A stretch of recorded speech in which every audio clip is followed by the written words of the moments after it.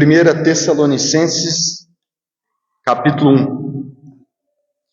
Hoje nós iniciamos na carta mais propriamente, bem especificamente.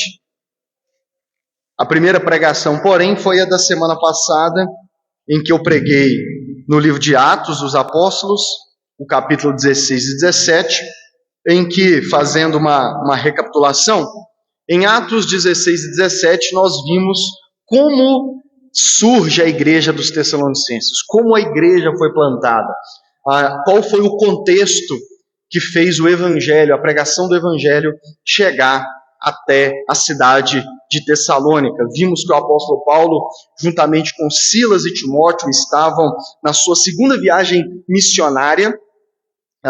Paulo, juntamente com a sua equipe, foram os grandes responsáveis por espalhar o evangelho pela Europa, e como diz, o resto é história.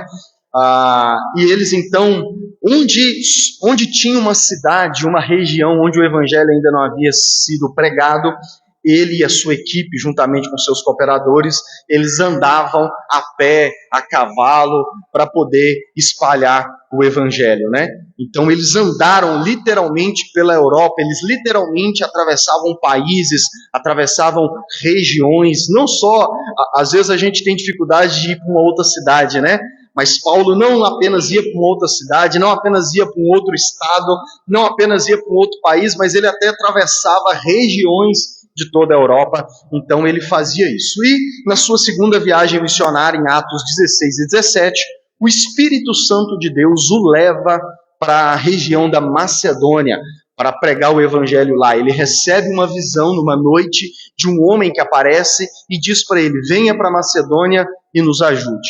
E aí Lucas descreve dizendo que imediatamente eles entenderam que Deus os estava direcionando para a Macedônia para poder pregar o evangelho. Então eles chegam na região da Macedônia, passam primeiro pela cidade de Filipos, são perseguidos ali, plantam a igreja ali também, inclusive temos a carta aos Filipenses, e depois eles são obrigados a fugir, e nessa fuga dos filipenses para aqueles de Filipos para não morrer, eles passam por Bereia e acabam em Tessalônica. Na verdade é o contrário, Eles passam por outras duas cidades, chegam a Tessalônica, Bereia, e ele vai depois que sai de Tessalônica. Então eles plantam a igreja ali, porém, imediatamente após a igreja começar a crescer, as primeiras pessoas se converterem, começa a perseguição dos judeus, que incitam as autoridades da cidade para poder ir contra os apóstolos, para tentar pará-los, para que eles não preguem mais. E aí eles têm que fugir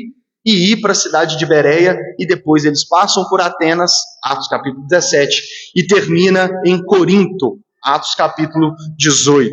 Só que a igreja foi plantada. Amém? A igreja foi plantada e a igreja permaneceu, mesmo sem o seu plantador, sem aquele que foi plantador da igreja. Então, a igreja permanece e começa, a perseguição não para quando Paulo vai embora. Ela continua. E aí, Paulo, quando está saindo de Atenas para Corinto, ele manda Timóteo voltar para Tessalônica para poder ver os irmãos.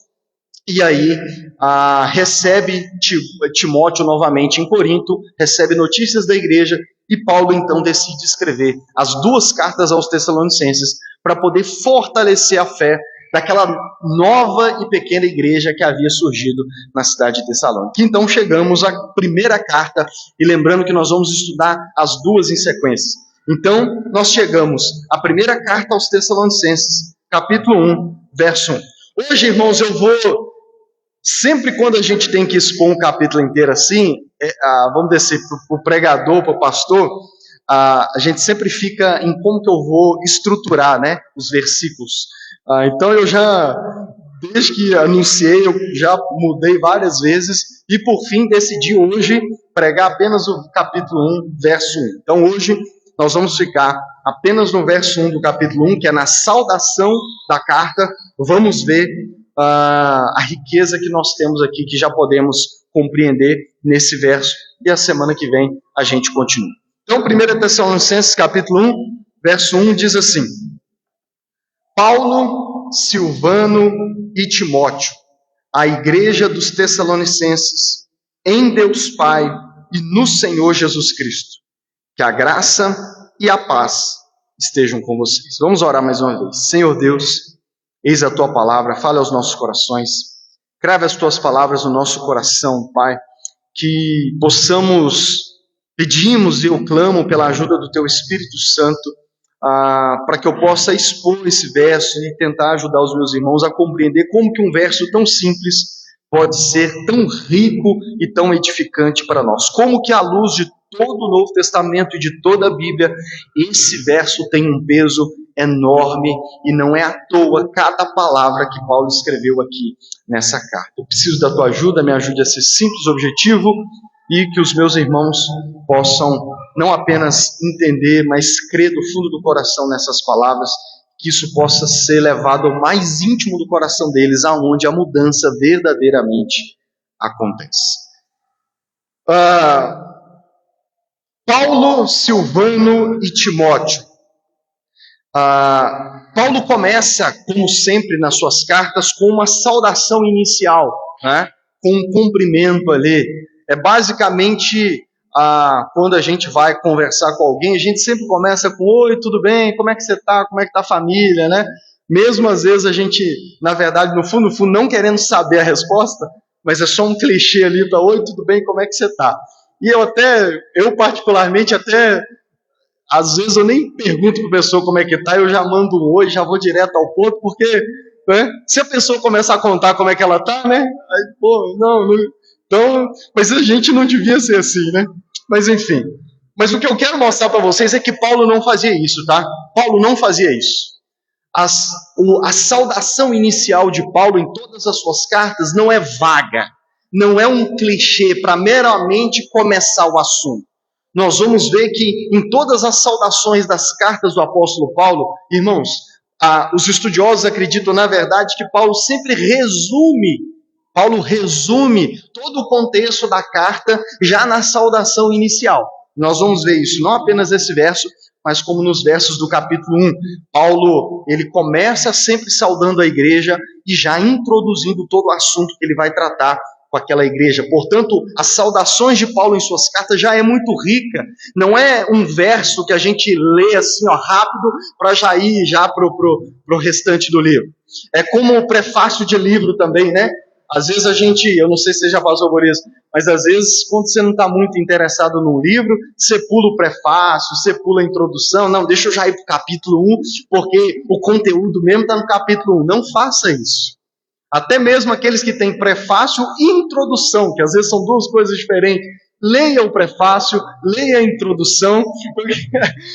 A minha sogra, para você ter ideia, ela começa a ler um livro pelo último capítulo. Ela fala: não, eu já quero saber o que acontece no final. A ideia, né? Ela já começa de trás para frente. É doido demais.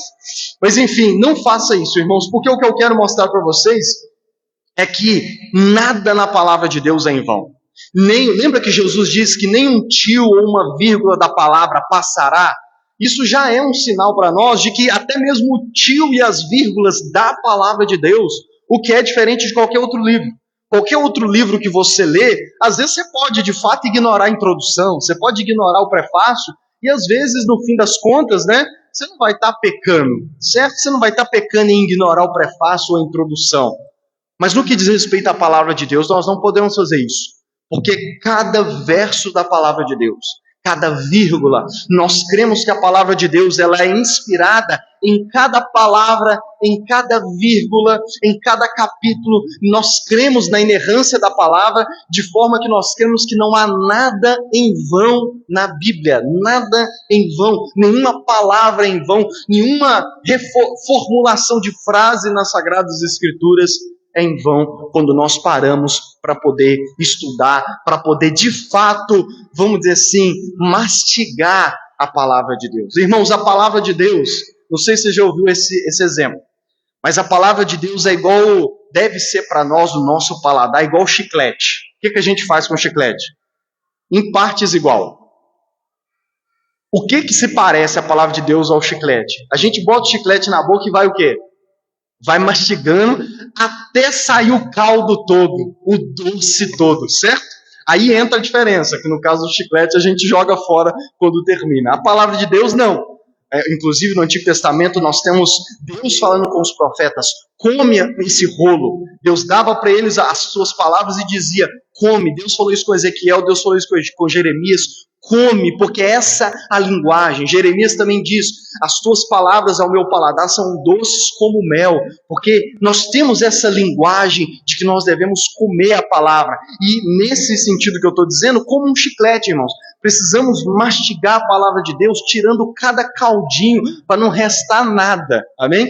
E esse é um dos benefícios da pregação de uma série expositiva como a que nós vamos fazer, como fizemos com a de Tito no final do ano passado. Porque a gente vai espremendo, a gente vai mastigando, para não perder nada da palavra de Deus. Paulo começa assim: Paulo, Silvano e Timóteo. Paulo, obviamente, porque é o apóstolo que está escrevendo a carta, mas diferente de outras cartas, aqui Paulo acrescenta Silvano e Timóteo como corredatores. Isso não significa que eles escreveram juntos, mas qual que é o propósito de Paulo mencionar Silvano e Timóteo aqui? Se você é bom de memória e se lembra da pregação da semana passada, quem estava com Paulo na plantação da igreja na cidade de Tessalônica, na sua segunda viagem missionária? Estava Silas e Timóteo.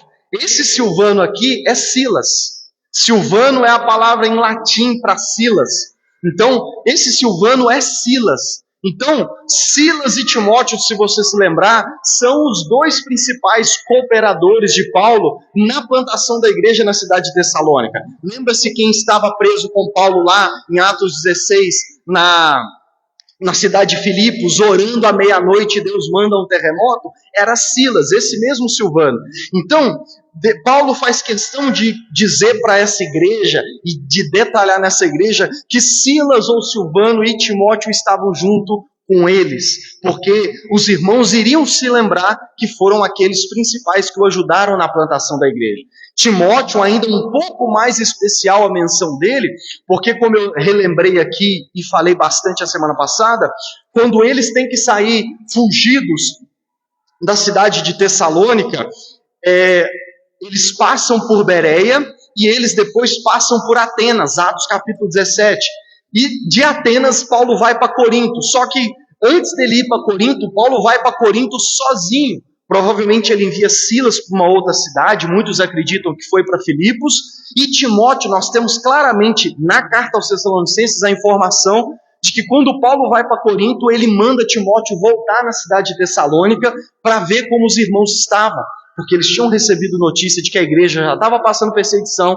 Como ele, presencialmente não podia ir, ele vai dizer isso, né, na carta, ao longo da carta, ele manda Timóteo voltar lá para ter notícias da igreja. Timóteo vai ver, descobre como a igreja está e encontra com ele em Corinto de novo, dando para ele as boas notícias a respeito da igreja, que inclusive é parte das informações que nós vamos ver nessa carta. Paulo escreve essa carta para os Tessalonicenses, basicamente tendo essa informação e as boas notícias que Timóteo traz para ele. Por isso Paulo menciona Silvano e Timóteo, porque são as duas pessoas que, de certa forma, ali os irmãos se identificavam, né? Muito provavelmente nós vamos ver, eles também despertaram um amor e um carinho, não só por Paulo, mas também por Silas e por Timóteo, porque sabiam que não era Paulo sozinho, mas que eram os três que Deus havia usado para poder levar o evangelho até eles.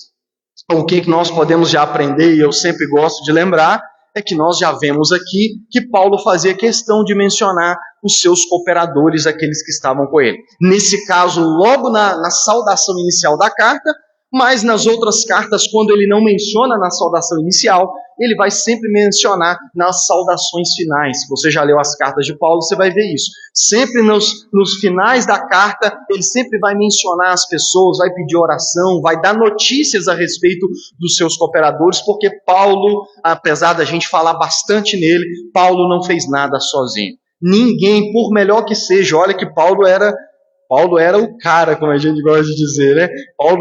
Deus deu para ele uma capacidade enorme de suportar perseguições, Deus deu para ele um conhecimento muito grande, tanto que ele escreve 13 das 27 cartas do Novo Testamento. Então, Paulo tinha um conhecimento muito grande, Deus dá para ele uma graça, um conhecimento muito grande. Mas sempre bom lembrar que ele não fazia nada sozinho. Portanto, Paulo, Silas e Timóteo. E aí ele continua dizendo, a igreja dos Tessalonicenses. A igreja dos Tessalonicenses. A carta de Paulo, Paulo está escrevendo para os cristãos. Só que ele não coloca cristãos no plural, ele não coloca cristão no singular, ele não endereça a sua carta para uma única pessoa. Paulo endereça a sua carta à igreja dos Tessalonicenses. A igreja dos Tessalonicenses. Primeira coisa que nós podemos aprender aqui, irmãos, é que a igreja pode parecer singular, mas na verdade a igreja ela é plural. Isso nos mostra que a igreja ela é coletivo. Quem estudou coletivo na escola? Quem se lembra o que é coletivo na escola? Qual é o coletivo de abelha? Vamos ver se você lembra mesmo. Enxame. Qual que é o coletivo de lobo? O pessoal era bom no português. Irmãos, qual é o coletivo de cristão? Igreja. Igreja. Igreja é o coletivo de cristão. Individualmente nós somos cristãos. Amém? Cremos em Cristo, somos pequenos cristos. Mas a Bíblia, todo o Novo Testamento, Deus, na verdade, em toda a Bíblia, se você for estudar, raramente, eu digo isso sem medo nenhum de errar, tá? Raramente Deus se dirige a pessoas únicas. Isso aconteceu na época dos profetas, mas se você vê, quando Deus falava com um profeta, era para que depois ele transmitisse a sua mensagem ao povo de Deus, aos israelitas. Portanto, nós podemos, de certo sentido, dizer que Deus não se relaciona, de certa forma, estritamente com uma única pessoa. O desejo de Deus em toda a Bíblia sempre foi se relacionar, e Ele sempre fez isso, na esmagadora maioria das vezes, Ele sempre se relaciona com o povo, com o coletivo. No Antigo Testamento, com o povo de Israel, com a nação de Israel, e no Novo Testamento, Deus se refere a quem? À igreja. Deus não se dirige a cristãos específicos, entenda o que eu estou dizendo, tá? Deus fala com a gente individualmente, mas a vontade dele é primordial para Deus se referir à igreja. Paulo não escreve para cristãos específicos.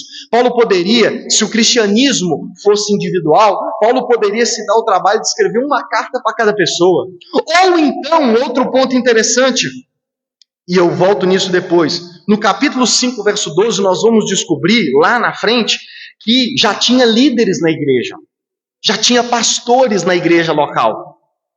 Só que Paulo não endereça a carta para o pastor da igreja. Paulo endereça a carta à igreja dos Tessalonicenses. Porque, em primeiro lugar, o que podemos aprender aqui é que a igreja ela é coletivo. A igreja ela é o conjunto ou o grupo de pessoas, de cristãos convertidos naquela cidade. Portanto, ela é a igreja dos Tessalonicenses. Ela é a igreja que ela é formada, composta por um grupo de pessoas dos Tessalonicenses, que são da cidade de Tessalônica, que haviam crido no evangelho que Paulo, Silas e Timóteo haviam pregado lá em Atos capítulo 17. Então eles creem no evangelho, eles se convertem. Nós vamos ver ainda no capítulo 1 que a conversão deles foi uma conversão verdadeira. Nós vamos ver isso nos versos 9 e 10. Então eles se convertem verdadeiramente a Deus e se tornam então juntos, não individualmente, juntos, a igreja de Jesus na cidade de Tessalônica, a igreja dos Tessalonicenses, porque igreja, irmãos, igreja ela é plural, igreja não é singular, igreja é plural. Aquela ideia de eu sou a igreja, já ouviu alguém falar isso? Ou se você fala isso, você está errado. Aquela ideia de eu sou a igreja, ela é falsa. Você não é a igreja. Nós juntos somos a igreja. Você individualmente é um cristão. Você individualmente é membro do corpo de Cristo. Você individualmente é um membro da família de Deus, um membro da igreja. Mas sozinho você não é a igreja, porque hoje em dia os desigrejados usam esse slogan: a igreja não é um prédio, eu sou a igreja. Você não é a igreja. Nós somos igreja juntos. Há uma música do Paulo César Baruch que nós colocamos na Santa Ceia, colocávamos como era o vídeo, inclusive depois, eu não sei se você conhece, Na Casa.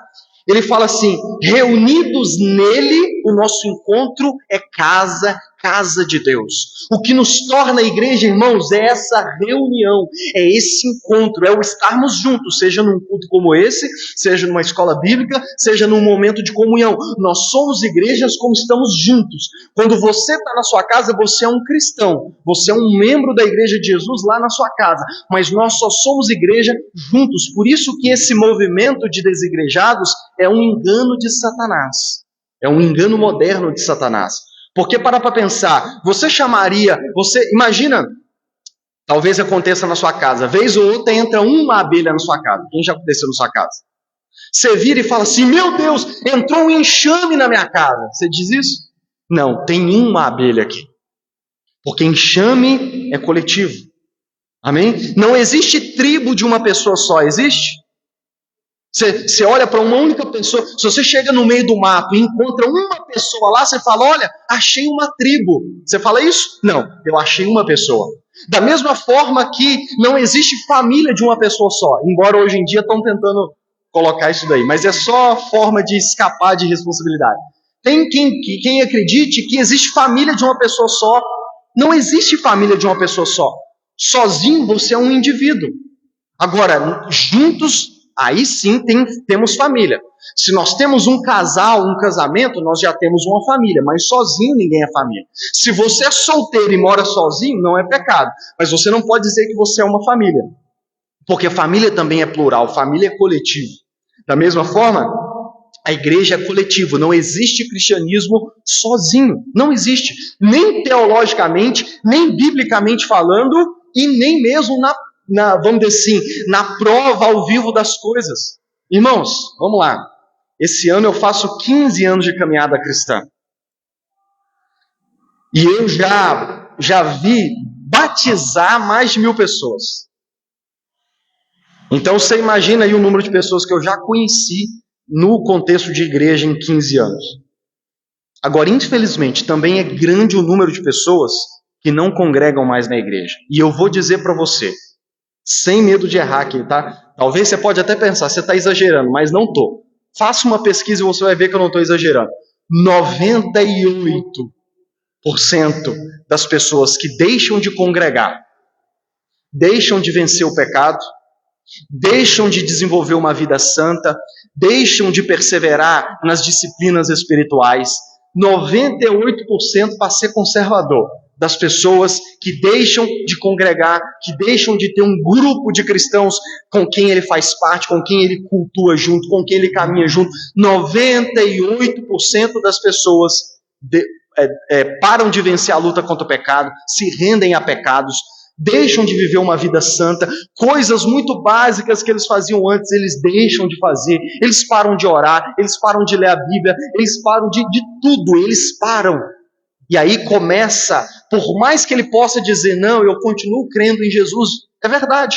Só que a vida cristã dele se torna ressequida, né? Se torna assim,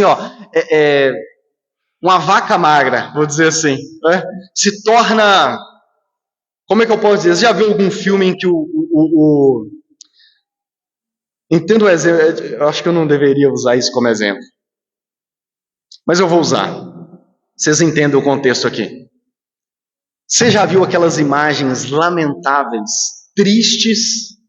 E eu confesso que às vezes quando aparece no meu Instagram, no YouTube, eu confesso que na maioria das vezes eu pulo, eu não consigo ver. Das crianças que passam fome na África. Puxa na sua memória aí. Elas estão vivas, estão ou não estão? Mas assim, você pode contar quase que todos os ossos do corpo das crianças. E não apenas crianças, mas adultos. Aqueles que deixam, cristão que deixa de congregar.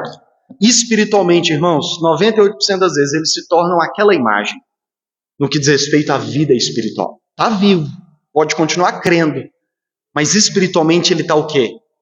Ele está passando fome, ele está sem nutrientes. Porque igreja, irmãos, é coletivo. E aí, Se você não gostaria que fosse assim, na eternidade você reclama com Deus.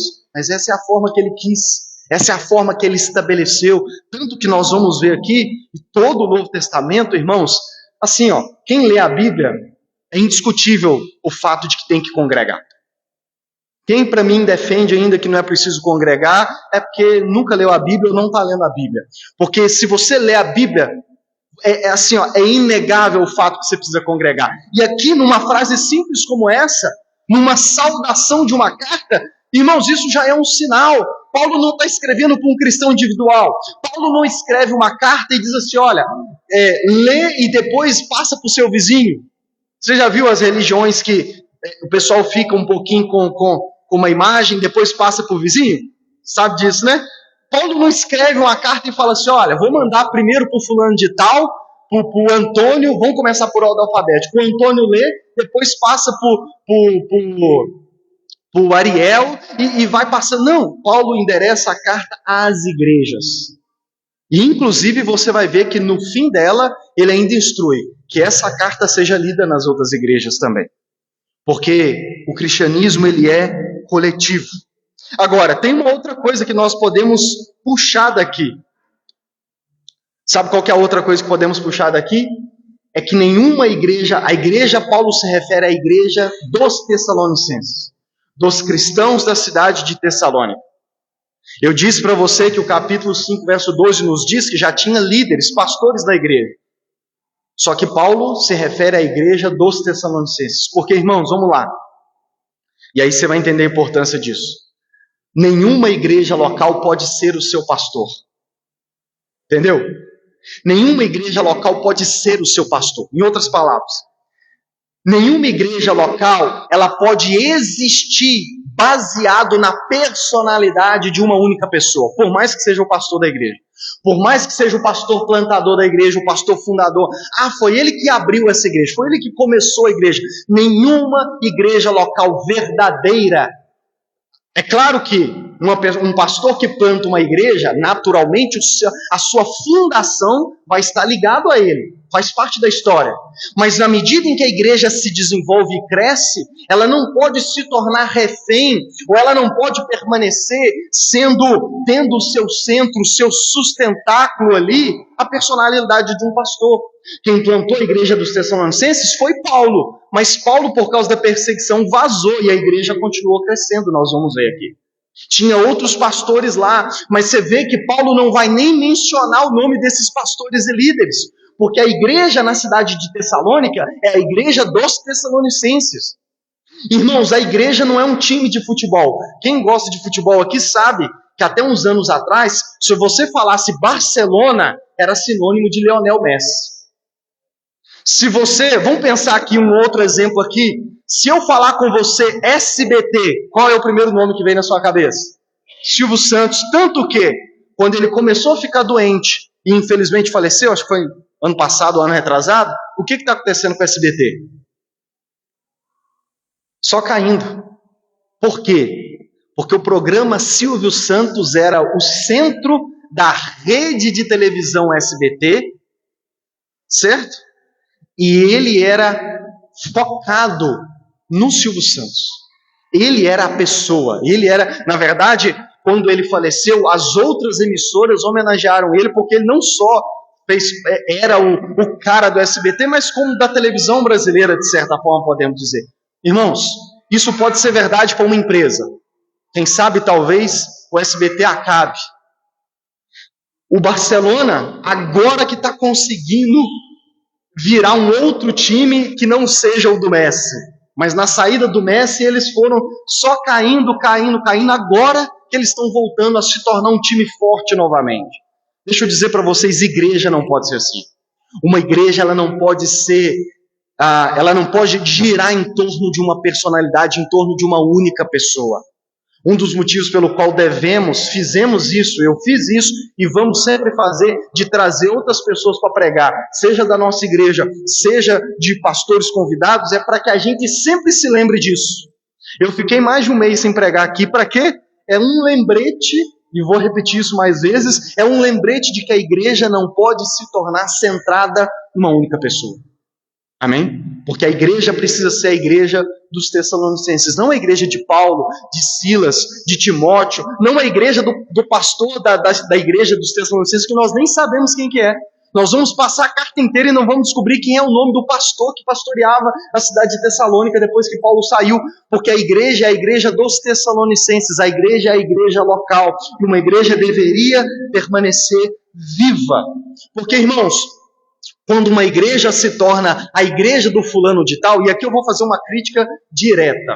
Você já viu aquelas igrejas? Ali está a placa da nossa igreja. Vamos ver se a gente consegue pôr no lugar essa semana. Ali está a placa da igreja. Cadê o nome do pastor ali? Não tem. Por que não tem? Não tem nem minha foto ali, né? Bem lembrado. Você já viu placas de igreja que tem não só o nome do pastor, ministério fulano de tal, como às vezes bota a foto do pastor lá? Irmãos, uma igreja não pode se tornar a igreja do fulano de tal. Não pode. Por N motivos, que eu não vou nem entrar neles aqui. E se o fulano de tal morrer? E se o fulano de tal cair em pecado, se tornar desqualificado para o ministério? Certo? Nós vemos isso no Brasil, que quando o pastor fulano de tal sai da igreja por qualquer motivo, a igreja acaba. Ou praticamente acaba. Por quê? Porque era a igreja do fulano de tal. Quantas pessoas eu conheço que quando o fulano de tal da igreja decepcionou ele saiu da igreja e saiu até mesmo do cristianismo. E eu conheço alguns que nem em Jesus crê mais. Por quê, irmãos? Porque ele não fazia parte da igreja de Jesus, ele fazia parte da igreja do fulano de tal. Então, uma igreja não pode se tornar a igreja do fulano de tal. Não pode, irmãos. Não pode. Porque senão se torna uma dinastia. O que é uma dinastia? Dinastia é como acontecia nos reis do passado. Por exemplo, se a gente lê a história de Israel, quem eram os reis de Israel? Para ser rei em Israel tinha que ser descendente de quem? Do rei Davi. Davi, Salomão, Roboão. Porque foi uma promessa de Deus a Davi.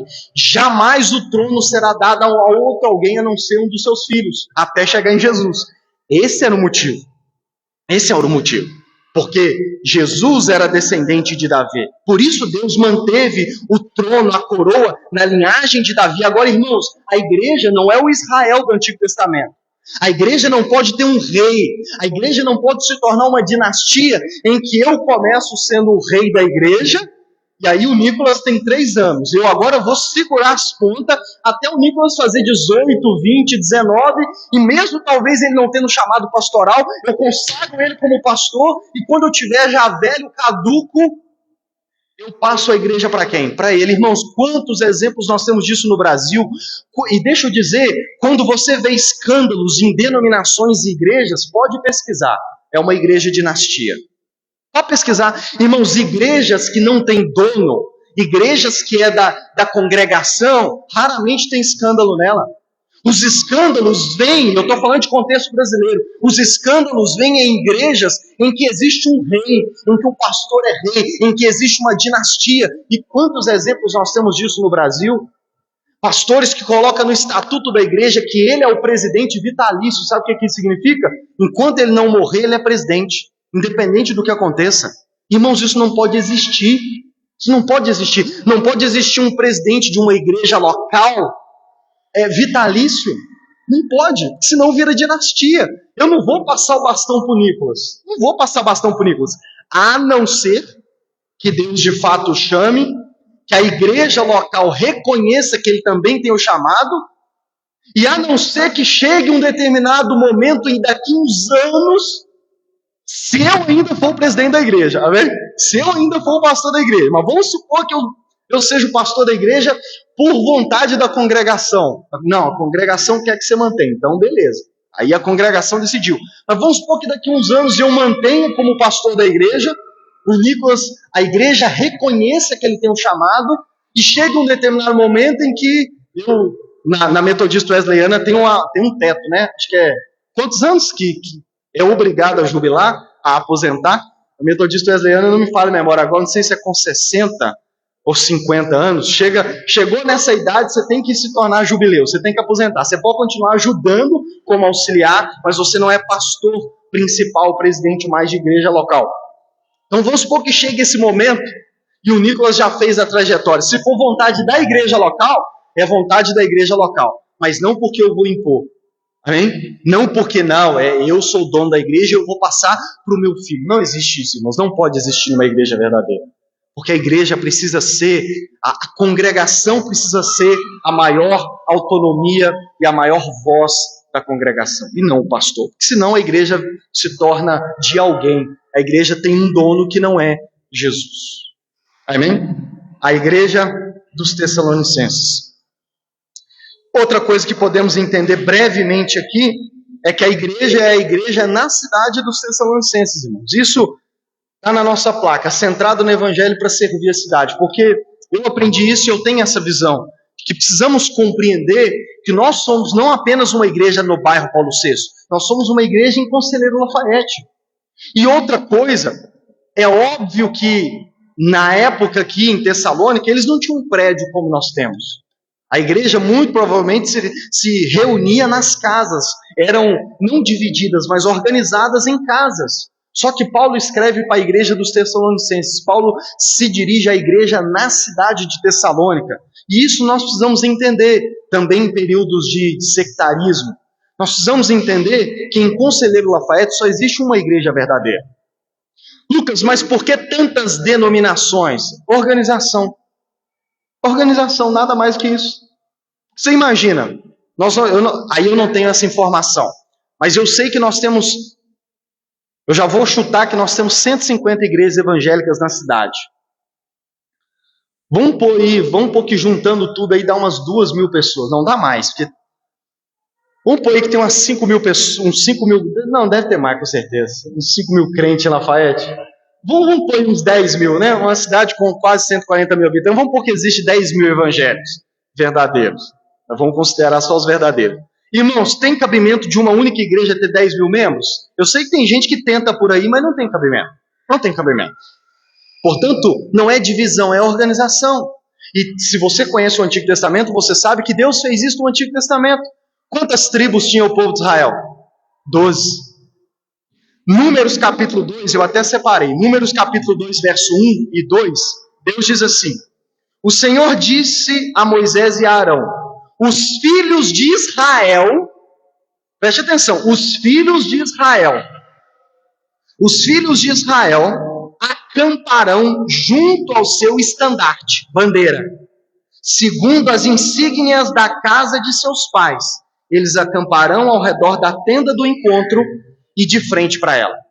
Se você estudar esse capítulo, Deus está organizando o povo para que eles andassem no deserto.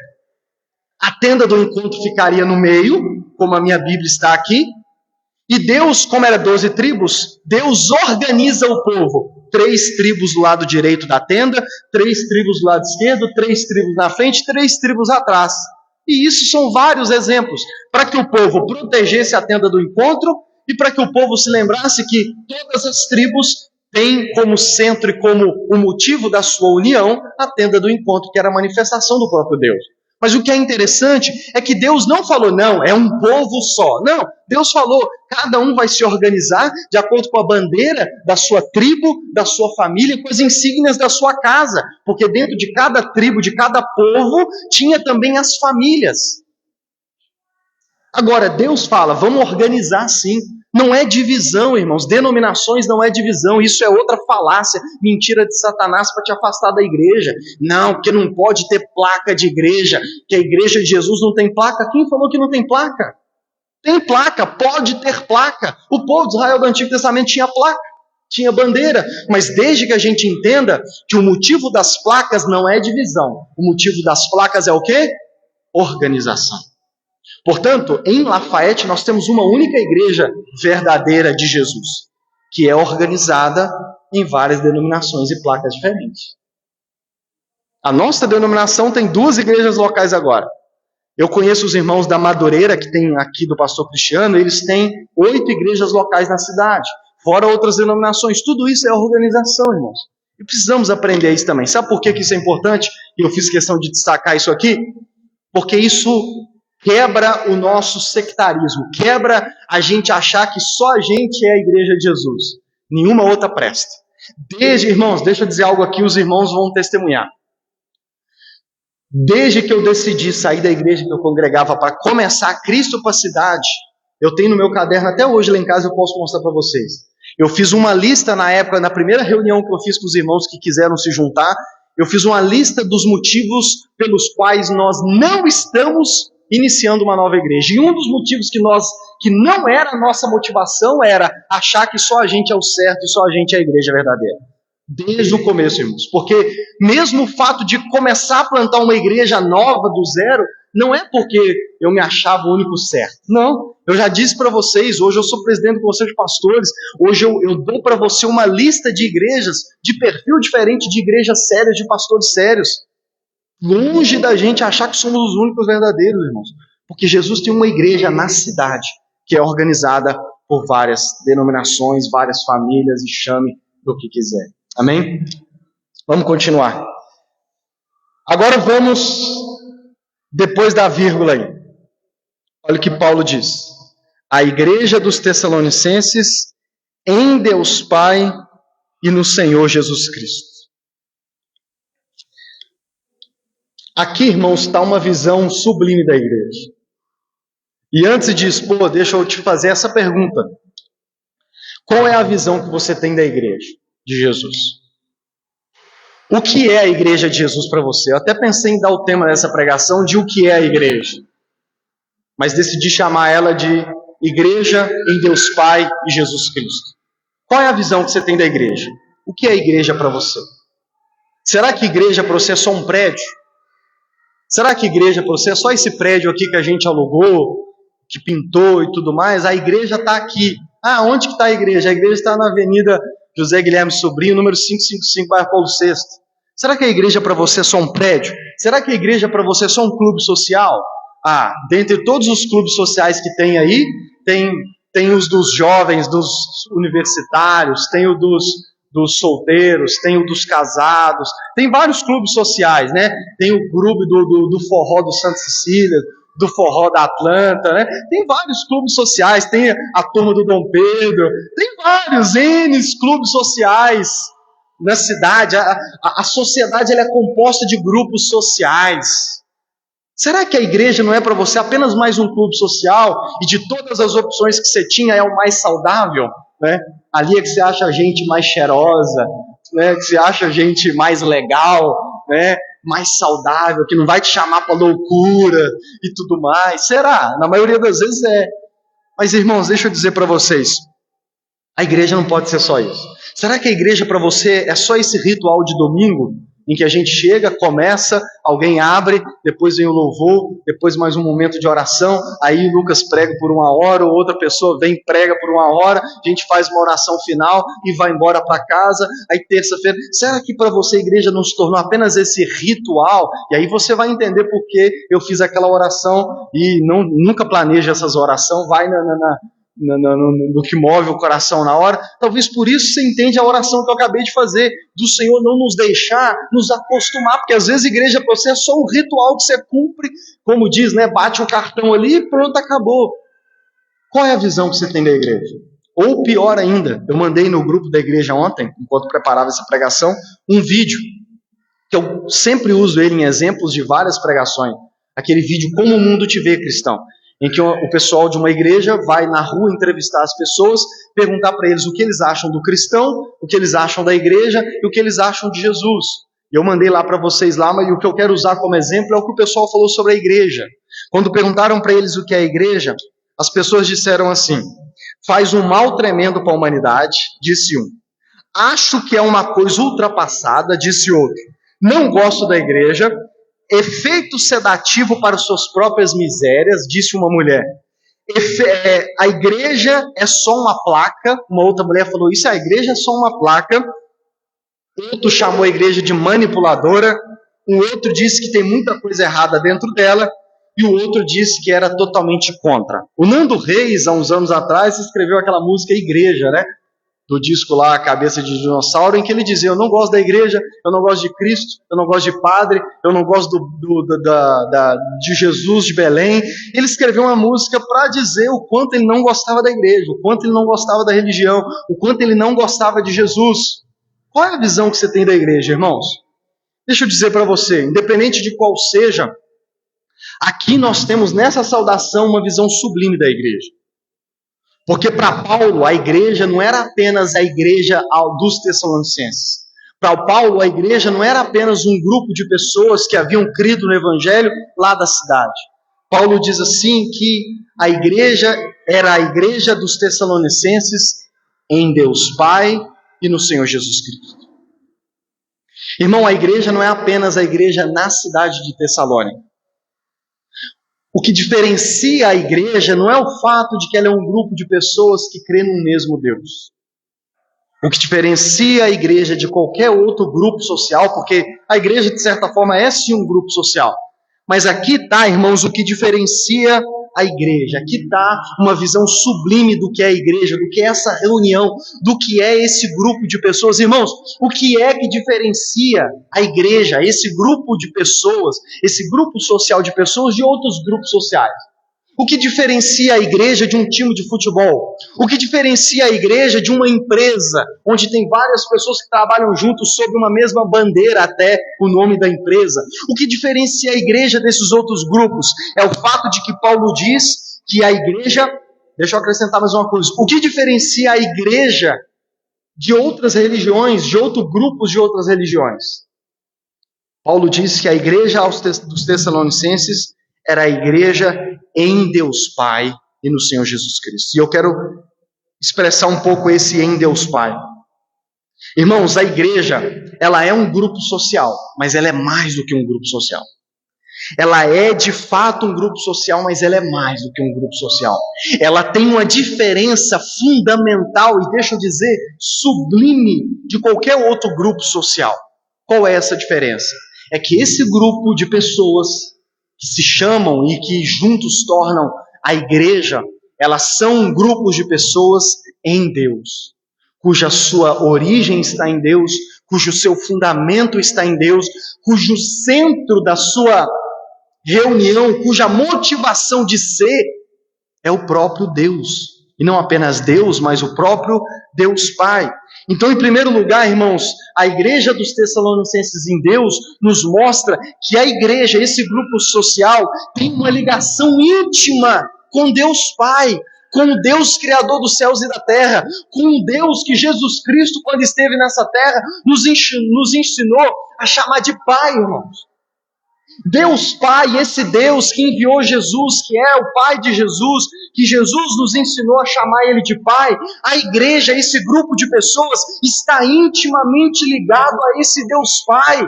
Irmãos, Deus não está intimamente ligado a um time de futebol. Deus não está, mesmo que um time de futebol, todos os seus jogadores sejam cristãos, Deus não tem ligação íntima com eles. Deus não tem ligação íntima com uma empresa específica. Deus não tem íntima ligação com nenhum outro grupo social, nem com uma ONG, uma ONG que faz o bem para as pessoas. Deus não tem uma íntima ligação com um grupo de pessoas que distribui sopa no hospital. Deus não tem íntima ligação com qualquer outro grupo de pessoas a não ser com a igreja, irmãos. E é isso que torna ela especial, é isso que torna ela sublime, porque ela é a igreja em Deus Pai, irmãos. A gente precisa lembrar disso para que a gente não caia na monotonia, no mero ritual. Nós precisamos lembrar do porquê nos reunimos aqui todos os domingos de manhã, do porquê nos reunimos na terça-feira. Não é porque a gente se acha legal, desde Cristo para a cidade, que eu repito isso e os irmãos podem se lembrar. A nossa amizade, por mais bela que possa ser, por mais profunda que possa ser, não pode ser o motivo principal do porquê somos igreja aqui, do porquê somos essa congregação no bairro Paulo VI. A nossa amizade, por mais bela que seja, não pode ser a motivação fundamental. Tem parentes aqui na igreja, tem minha mãe. A nossa relação de mãe e filho não pode ser a motivação principal para a gente se reunir e ser esse grupo que nós somos no Paulo VI. A motivação principal e fundamental é que nós somos a igreja em Deus Pai. Deus Pai deve ser a nossa maior motivação para estarmos juntos. Nós somos o que somos e o que nos diferencia é a igreja de Deus Pai. Talvez já está, ou daqui a pouco vai estar, esse bar aqui na frente lotado de pessoas. vão ser um grupo social, vão ter ali amigos de infância, vão ser amigos que se conhecem há muito tempo. O que diferencia essa nossa reunião da reunião deles? Não é apenas o fato de que lá eles estão só enchendo a cara e de que aqui a gente ora, a gente canta, alguém fala, alguém prega. Não é apenas isso. É o fato de que o nosso grupo de pessoas, a igreja, tem uma relação íntima com Deus Pai. Deixa eu dizer, a igreja é sim um grupo diferenciado dentre todos os que tem na sociedade. Porque é o único grupo que Deus diz, é meu. E isso desde o Antigo Testamento. Se vocês vão se lembrar, no Antigo Testamento, em Êxodo 19, quando Deus tira o povo do Egito e para eles no Monte Sinai, Deus diz assim, vocês são o meu povo exclusivo, o meu povo particular dentre todas as nações da terra. Em Êxodo 33, quando o povo se rebela contra Deus e Deus chama Moisés no Monte Sinai e fala para ele assim, olha, vou mandar um anjo acompanhar vocês até a terra prometida, para proteger vocês, para guardar vocês, para abrir caminho para vocês, mas eu não vou com vocês. Porque, em outras palavras, eu estou cansado desse povo. Eu não vou com vocês. Moisés finca o pé ali e diz, então eu não dou um passo daqui. Leia Êxodo 33. Moisés diz, então eu não dou um passo daqui. E aí no verso 16, Moisés diz assim, pois como se poderá saber que alcançamos favor diante de ti, eu e o teu povo? Aí olha que ele diz, será que não é o fato de andares conosco, de maneira que somos separados, eu e o teu povo, de todos os povos da terra?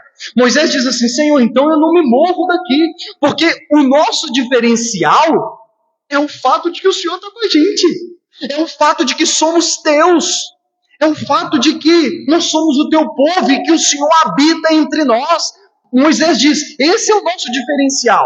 Não é o fato de ter anjo, não é o fato de ver atos sobrenaturais, porque se você se lembra, os magos do Egito conseguiram fazer atos sobrenaturais ali nas 2 primeiras pragas. Não é, nós sabemos que outras religiões, que até o próprio Satanás faz atos sobrenaturais. Não é isso que nos diferencia. O que diferencia é que nós temos a tua presença, é de que o Senhor está conosco, é que nós somos o teu povo particular. E no Novo Testamento, lá na carta de Pedro, 1 Pedro capítulo 2, verso 9, Pedro vai usar a mesma expressão para se referir à igreja. Nós somos geração eleita, povo santo, sacerdócio real, e ele diz, povo de propriedade exclusiva de Deus. Irmãos, esse é o diferencial da igreja. Esse é o nosso diferencial. Nós somos o povo, nós somos um grupo de pessoas em Deus Pai, nós somos dele. Nós estamos aqui porque fomos reunidos por ele. Ele nos uniu quando nos alcançou. Ele nos reuniu quando nos alcançou. Ele nos uniu quando é que surge a igreja? O verso 5, verso 4 de Tessalonicenses. Olha aí se você está com a Bíblia aberta. Olha o que Paulo diz. Sabemos, irmãos amados por Deus, que ele os escolheu. Vou falar disso mais para frente, mas vou usar esse verso aqui. Paulo está dizendo para a igreja, nós sabemos, irmãos amados por Deus, que ele os escolheu. Irmão, quando é que surge uma igreja? Quando Deus decide amar, escolher e salvar um grupo de pessoas em uma determinada cidade. A igreja dos Tessalonicenses surgiu quando Deus olhou para aquela cidade e escolheu um grupo de pessoas e salvou essas pessoas e levou elas a crer no Evangelho. Aí nasceu a igreja e ali nasceu um grupo diferenciado na igreja. Essa é a nossa diferença, irmãos. Nós somos a igreja em Deus Pai, porque a origem da igreja é Deus, e na verdade, assim como no Antigo Testamento, o centro da igreja é Deus. O centro da igreja é Deus. A igreja não tem origem humana, a igreja nós não abrimos, ela nasce quando Deus escolhe um grupo de pessoas e faz dali nascer uma igreja. Em terceiro lugar, quando Deus diz igreja de Deus, Deus Pai, Ele está trazendo à nossa memória toda essa teologia que nos apresenta Deus como Pai. Porque, como diz John Stott, e o pastor que eu mais gosto de ouvir, o Antônio Carlos Costa, ele repete muito isso. Ele fala, ele citando o John Stott, ele fala que Pai é o nome cristão de Deus. Pai é o nome cristão. O Deus do cristianismo, ele escolheu se revelar a nós como Pai, não apenas como Deus. Porque existem outras religiões que creem em Deus, mas é um Deus que está do alto do seu trono, que está em algum lugar do universo, e até tem talvez uma mínima relação com as criaturas, com aqueles que o servem, mas apenas essa é como o seu patrão tem com você. Você faz o que ele quer e ele te recompensa no final. Deixa eu dizer, no cristianismo não é essa a relação que nós temos com Deus. Não é a relação de servos e Senhor. Tem esse lado também. Mas não é apenas isso. Vai para além disso. No cristianismo, a relação de nós, igreja, com esse Deus é que nós nos referimos a Ele. Ele nos convoca e o próprio Jesus nos ensinou a nos referir a Ele não apenas como Deus, mas como Deus Pai. Porque o resto do Novo Testamento vai chamar a igreja de a família de Deus. Paulo vai falar em Efésios que a igreja, ela é a família de Deus. Quando Jesus nos ensinou a orar, ele disse para a gente começar dizendo: Pai Nosso. Outro texto lindo, Lucas 12:32, Jesus vira para os seus discípulos preocupados com as coisas dessa vida, e Jesus diz assim para eles: não tenham medo, não fiquem preocupados. É aquele texto de não se preocupem com o que vão comer, com o que vão beber, com o que vão vestir. Jesus vira para os seus discípulos e diz: o Pai se agradou de vocês e quis e escolheu dar a vocês o reino. Irmãos, isso é consolador demais. Jesus revela um Deus que tem essa relação íntima com a gente, de nos chamar de filho, de nos encorajar a chamar Ele de Pai, e Ele quer manter essa relação de Pai e Filho com a gente. Portanto, a igreja, ela é a igreja em Deus Pai. Mas Ele diz também, em Deus Pai e no Senhor Jesus Cristo. Porque a igreja não é apenas a igreja de Deus Pai, ela também é a igreja do Senhor Jesus Cristo. Isso também nos lembra de que a igreja é o grupo daqueles que creem em Jesus Cristo. Porque a igreja de Tessalônica surge com a pregação do Evangelho de Jesus Cristo. Essas pessoas que se tornaram a igreja aos Tessalonicenses são aqueles que, dentre todos da cidade de Tessalônica que ouviram o Evangelho, creram em Jesus como Senhor e Salvador, e então se tornaram a igreja. Portanto, irmãos, não existe, não deveria existir igreja sem Jesus. Não existe igreja sem Jesus. Porque Jesus é a pedra fundamental, a pedra angular. Ele é a pedra de fundação. Hoje em dia, talvez, é raro esses momentos, mas sempre que iam construir algo importante, tinha lá a pedra fundamental, né? Por exemplo, não sei se vocês sabem, mas aqui, perto do Mineirão, já tem um terreno onde vai ser construído o novo Hospital São Camilo. Se você for lá, já tem a pedra fundamental. Já tem a pedra fundadora lá, com a placa já sinalizando. Jesus é a pedra angular, Ele é a pedra fundadora da igreja.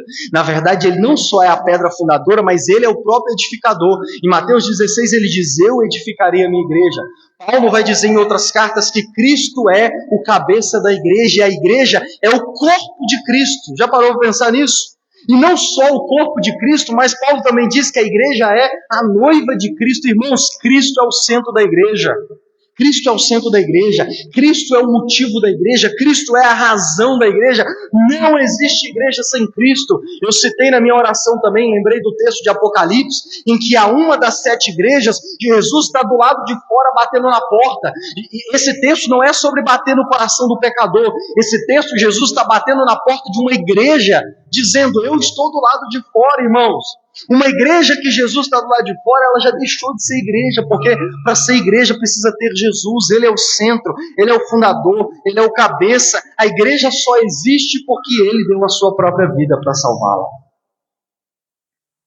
E aqui eu trago de volta Tito capítulo 2, verso 14, em que diz assim: Ele, Jesus, deu a si mesmo por nós, a igreja, a fim de nos purificar para si mesmo um povo exclusivamente seu. A mesma linguagem do povo do Antigo Testamento, a mesma linguagem de Pedro, só que Paulo em Tito relaciona agora a igreja a Jesus.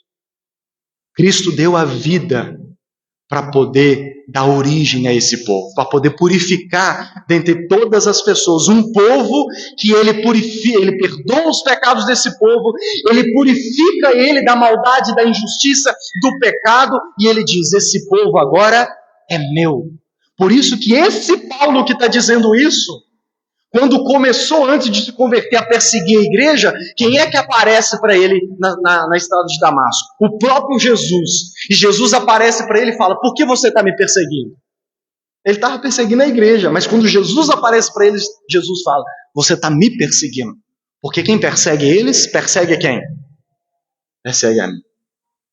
Porque a igreja é o corpo, é a noiva, é o povo exclusivo de Jesus. É isso que torna a igreja diferente, irmãos.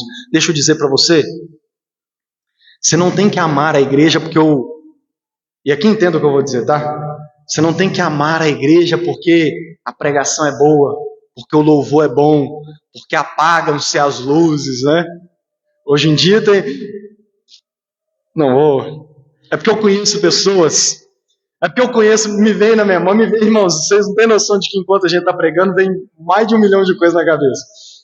É que me veio um caso na memória de irmãos queridos que congregavam numa igreja séria, bíblica, centrada na palavra, como a gente busca ser, mas por causa de uma das pessoas da família, eles deixaram e foram para uma outra que a luz é apagada na hora do louvor, que joga luzes, aquele espetáculo, entendeu?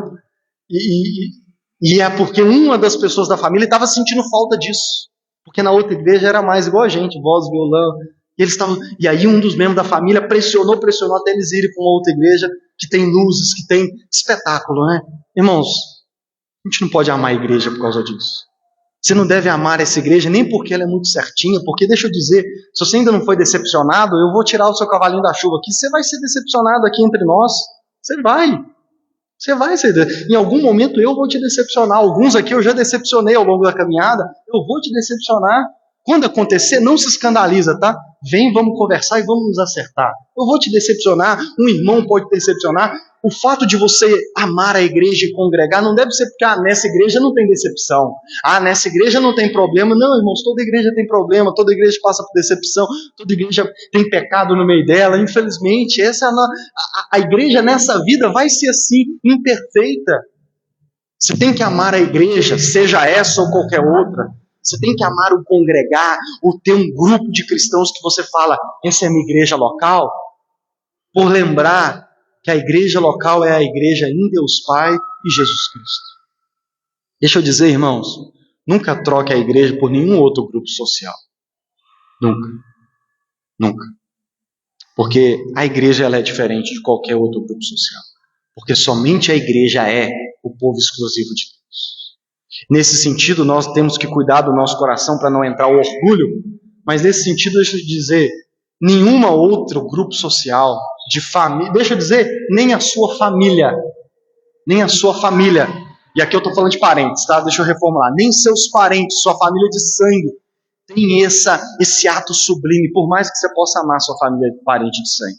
É por isso que a maioria dos cristãos que de fato se convertem, acabam desenvolvendo um laço muito mais forte com os membros da igreja, da sua igreja local, do que dos seus parentes. Sabe por quê? Porque a ligação que nós temos como igreja, deixa eu dizer, é mais profunda do que a ligação de sangue que nós temos com os nossos parentes. Essa é a promessa de Jesus, de que aqueles que abandonam tudo e ficam com Ele, ganham irmãos, parentes e tudo mais, porque a igreja se torna a família, porque a nossa ligação não é só de sangue. Porque de forma natural a maior ligação é a de sangue, sim ou não? Mas de forma sublime e sobrenatural, a congregação de uma igreja local, de uma denominação, a ligação se torna muito mais profunda do que uma ligação de sangue. Porque a ligação de sangue, deixa eu dizer para você, ela termina no túmulo, no velório. Mas a ligação que nós temos em Deus Pai e Jesus Cristo, como diz uma canção, vai invadir as portas da eternidade. Amém? E ele termina a saudação assim: que a graça e a paz estejam com vocês. Como eu acho que eu já passei do meu tempo, não vou falar muito aqui, mas de forma simples. Aqui Paulo costuma fazer isso: a graça e a paz estejam com vocês. Ele está lembrando o Evangelho, porque a igreja é o povo que é formado a partir da graça de Deus. Nós só somos salvos, só somos igreja por causa da graça de Deus. E agora nós temos paz. Porque diferente do mundo que está perdido e que deve temer o dia do juízo final, que deve temer o acerto de contas, nós somos diferentes. Nós temos paz com Deus. A igreja não teme o juízo final. A igreja não teme um acerto de contas, porque as contas delas já foram acertadas na cruz do Calvário. Portanto, nós vivemos na graça e na paz do Senhor. Na graça porque Ele nos salvou de forma imerecida. E na paz porque agora podemos ter uma relação com Deus Pai, reconhecendo que mesmo que tropecemos, como um filho que faz arte chega perto do pai, ou sabe que mesmo que ele esconder, quando o pai chegar, o pai pode até disciplinar, mas o pai de forma nenhuma o abandonará, o rejeitará, o deserdará. Nós temos um Deus Pai que também, mesmo quando erramos, Ele não nos abandonará, e até quando Ele nos disciplinar, vai ser para que nos tornemos cada vez mais filhos melhores para Ele. Amém? Vamos orar?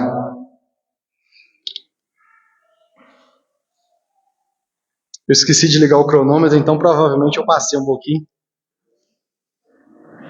Mas amém.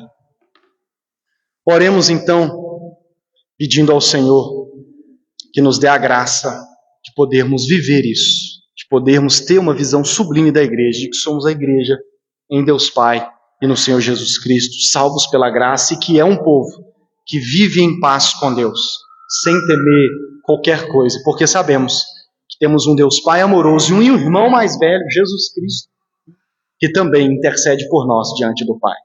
Você teve um irmão mais velho que quando você... Eu tenho certeza, todo mundo teve, ou um irmão mais velho, ou uma avó, que quando fazia arte, intercedia por você diante da mãe. Eu e meus irmãos era assim. Quando a gente fazia arte, a gente morou por muito tempo com a minha avó, a gente apelava pela minha avó. Às vezes até forçava um choro, chegava perto dela chorando, porque sabia que ela ia perguntar por que nós estávamos chorando, a gente ia falar que a minha mãe não deixou nós ir jogar bola, minha avó, fiel intercessora, ia interceder até dobrar a minha mãe, e a gente ia no final das contas. Nosso irmão mais velho, Jesus Cristo, é esse intercessor, de que sempre estará à direita de Deus Pai, intercedendo pelos seus irmãos mais novos, ingênuos e imaturos, falando: Pai, perdoa eles, perdoa-os, eles não sabem o que fazem, perdoa-os, eles vão amadurecer ainda, Pai, perdoa, eles ainda vão se tornar como eu, que esse é o propósito de Deus. Vamos orar, pedir ao Senhor que faça isso em nossas vidas. Senhor, nosso Deus, nosso Pai, nós te louvamos, Senhor, te louvamos pela Tua palavra, te louvamos por essa manhã, por mais um culto. Queremos te louvar porque Tua graça nos alcançou, nos atraiu e nos reuniu aqui como igreja. Nós te louvamos porque temos paz contigo, ó Deus Pai, porque os nossos pecados foram perdoados, porque o nosso Cristo, nosso Senhor Jesus Cristo, pagou o preço pelos nossos pecados. E nós podemos hoje estarmos aqui, reunidos como igreja, em Deus Pai e no Senhor Jesus Cristo, porque somos família do Senhor, porque somos teus filhos, aqueles que creem no Evangelho, porque somos irmãos, não de sangue, na verdade, não de sangue biológico, mas no sangue de Jesus. Somos irmãos porque fomos salvos pelo mesmo Deus Pai. Somos irmãos porque somos filhos do mesmo Deus Pai. Somos irmãos porque temos em comum um irmão mais velho que deu a vida por nós, que se entregou por nós e que agora nos ensina a sermos como Ele para agradar o teu coração. Nós te louvamos, Pai, porque a igreja ela é sublime, a igreja é o teu povo particular, somos o teu povo particular, que essa verdade profunda e maravilhosa venha aquecer os nossos corações, que essa venha ser a nossa motivação para levantar domingo de manhã, para vir aqui te cultuar, para vir aqui se reunir como igreja, que seja a nossa motivação para estar terça-feira aprendendo mais do Senhor, da tua palavra, porque somos teu povo, porque somos tua igreja, porque somos a noiva de Cristo, porque somos o corpo de Cristo, porque somos o teu povo particular, porque temos um diferencial de qualquer outro grupo social dessa cidade, desse mundo, Pai, que é essa íntima ligação com o Senhor, que é ter essa relação particular e sim especial que nós temos com o Senhor, Pai. E nós te louvamos por isso, Pai. Mesmo o Senhor sendo misericordioso, bondoso, gracioso com as pessoas de todo o mundo, mesmo as que não creem em Ti, nós somos especiais para o Senhor. Nós temos um carinho especial, nós temos um amor especial, nós temos bênçãos especiais, nós temos um tratamento, sim, um tratamento especial, porque somos o Teu povo, somos a Tua igreja, Pai. Que essa verdade possa mudar e transformar o nosso jeito de ser cristão e de ser igreja, não apenas aqui como igreja local no Paulo VI, não apenas como a denominação metodista wesleyana na cidade, mas também como a igreja em Conselheiro Lafayette. Que essa verdade nos transforme, nos motive, Pai, e que jamais deixemos de congregar por reconhecer que a igreja é o Seu xodó, que nós somos o Teu povo, a igreja em Deus Pai e no Senhor Jesus Cristo. Obrigado por isso, porque não estamos aqui porque merecemos, mas porque fomos alcançados pela Tua graça. Que possamos desfrutar dessa maravilhosa realidade, enquanto aguardamos a final promessa que Paulo vai falar tanto aqui nessa carta aos Tessalonicenses, que é esse povo encontrar com o Senhor nos ares e poder viver de forma plena, absoluta e por toda a eternidade ao Teu lado, na Nova Jerusalém. É o que nós te agradecemos e clamamos pelo Teu mover, em nome de Jesus. Amém. Algo que eu esqueci de aviso?